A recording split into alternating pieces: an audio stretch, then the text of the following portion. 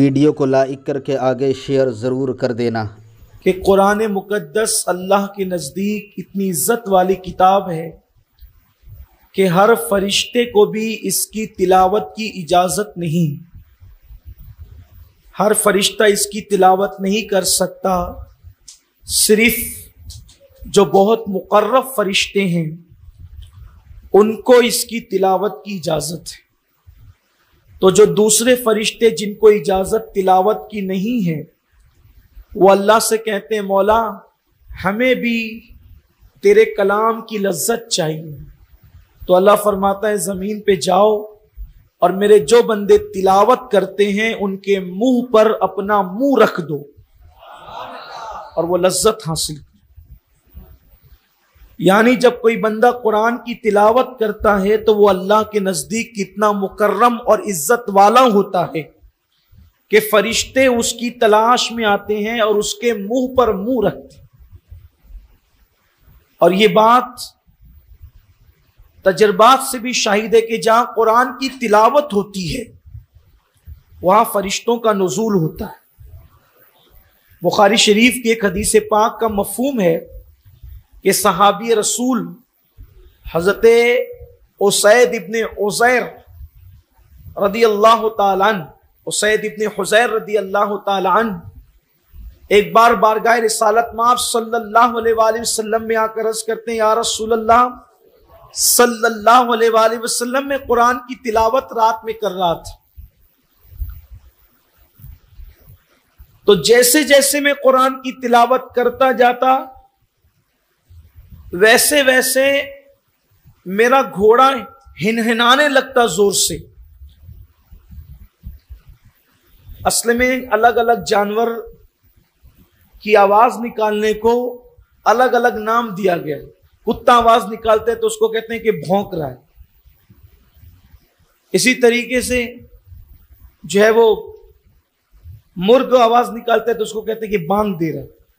तो ऐसी जब घोड़ा एक मखसूस आवाज निकालता है तो उसको हिनहिनाना कहते।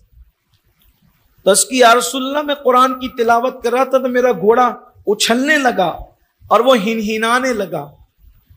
तो मैंने इस खौफ से कि मेरा बच्चा उसके करीब ही था, रात का वक्त था और बच्चा मेरा करीब ही सोया हुआ था, तो मैंने तिलावत को रोक दी तो उसने हिनहिनाना बंद कर दिया। फिर मैंने तिलावत शुरू की, उसने फिर हिनहिनाना शुरू किया। ऐसे ही हुआ।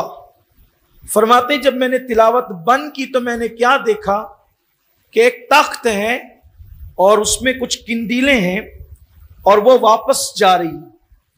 जब मैं तिलावत कर रहा था तो वो नीचे की तरफ आ रही थी और जब मैंने तिलावत को रोक दिया तो वो ऊपर की तरफ जाने लगी। अल्लाह के रसूल से अर्ज़ की कि या रसूल अल्लाह क्या माजरा है। सरकार फरमाते हैं कि वो जो तख्त नीचे आ रहा था, वो जो किंदीलें, नूर की किंदीलें, वो फरिश्ते थे, फरिश्तों का नुज़ूल हो रहा था और वो तेरी तिलावत को सुनने के लिए उतर रहे थे। अगर तू तिलावत को जारी रखता तो उस वक्त अपनी माते की आंखों से तू फरिश्तों को देख लेता। लोग फरिश्तों को देखते अगर वो तू तिलावत जारी रखता। यानी फरिश्तों का, मलाइका का नुज़ूल होता है कुरान मुक़द्दस की तिलावत में। हजरत शेख फजल रहमान गंज मुरादाबादी रहमतुल्लाह अलैह, शेख फजल रहमान गंज मुरादाबादी, ये हमारी जमात के बहुत बड़े बुजुर्ग हैं। इरशाद फरमाते थे कि कुरान पढ़ने में जो लुत्फ मुझे आता है, अगर ये लुत्फ मैं किसी पे डाल दूं तो लोग कपड़े फाड़ डालें और जंगलों में दौड़ते फिरें। कुरान की लज्जत जिस दिन लोग महसूस करें तो कपड़े फाड़ डालें और लोग जंगलों के अंदर फिरते फिरें, इसलिए कि कुरान अल्लाह का कलाम है और कुरान अल्लाह का कलाम है और कल्बे मुस्तफा सल्लल्लाहु अलैहि वसल्लम पर नाजिल हुआ। सबसे बड़ी जात का कलाम सबसे बड़ी मखलूक पर यानी मुस्तफा जान रहमत के दिल पर नाजिल हुआ और सबसे पहले कुरान के अल्फाज अगर किसी की जबान से निकले हैं तो वो मुस्तफा जान रहमत सल्लल्लाहु अलैहि वसल्लम की जबान से निकले हैं। तो बंदा जिस वक्त तो कुरान की तिलावत करता है गोया वो अल्लाह से हम कलामी का शरफ हासिल करता है।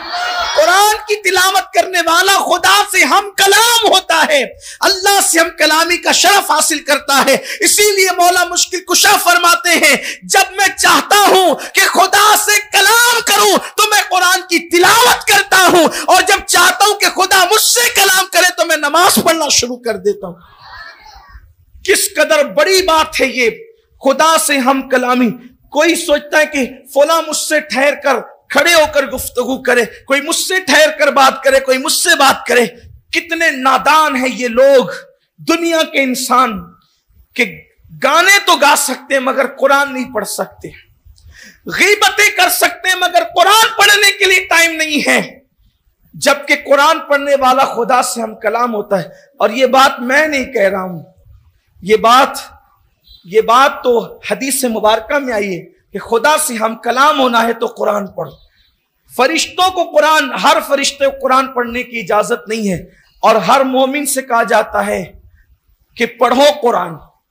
और फिर क्या कहा जाता है महबूब के जरिए से, वरत्तिलिल कुरान तरतीला, ये कुरान को ठहर ठहर कर पढ़ो, इत्मीनान से पढ़ो।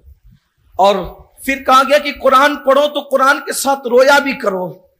हजरत सैयदना साबित बुनानी रहमतुल्लाह अलैह ने कुरान पढ़ा, और कुरान पढ़ते पढ़ते आंख लगी तो अल्लाह के रसूल ने फरमाया कि साबित, कुरान तो है, तिलावत तो हो गई, रोना कहां है? तिलावत हो गई, रोना कहां है? और आज भी ये कुरान मुकद्दस की बरकत है, जो लोग अच्छा कुरान पढ़ते हैं हुजूर उसको पसंद करते हैं। आज भी अच्छा कुरान पढ़ने वाले को हुजूर पसंद करते हैं। गालिबन इस वाक़े को शाह वलीउल्लाह मुहद्दिस देहलवी रहमतुल्लाह अलैह ने लिखा है कि सैयदना शेख अब्दुल हक मुहद्दिस देहलवी बहुत अच्छा कुरान पढ़ते थे। शेख अब्दुल हक मुहद्दिस बहुत अच्छा कुरान पढ़ते थे, और आप उस जमाने में दिल्ली में इमामत करते थे एक मस्जिद के अंदर। रमजान शरीफ का महीना था, सर्दियों के दिन थे, दिल्ली की कड़ाके की सर्दी थी।